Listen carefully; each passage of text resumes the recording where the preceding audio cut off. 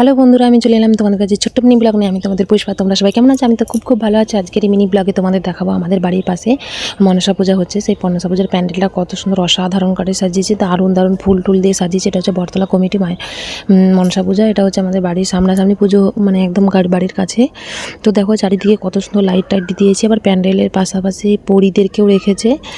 তো দেখো আমি প্যান্ডেলের সামনাসামনি চলে এলাম আর তোমাদেরকে ঘুরে পুরো প্যান্ডেলটা দেখিয়ে দিলাম। আর সাইডে দেখো পরীরা জল ঢালছে, সেই পরীর জলটা নিয়ে আমি একটু হাত দিয়ে তোমাদেরকে একটু দেখিয়ে দিলাম।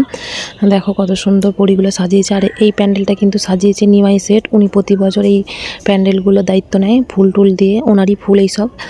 তো মনসা মন্দিরটা কেমন হয়েছে কমেন্ট করে জানাবে। আর ভালো লাগলে অবশ্যই লাইক কমেন্ট এবং চ্যানেলটাকে সাবস্ক্রাইব করবে আর আমার পাশে থাকবে। তাহলে আমি নিত্য নতুন ভিডিওগুলো আপনাদের দিতে তুলে ধরবো।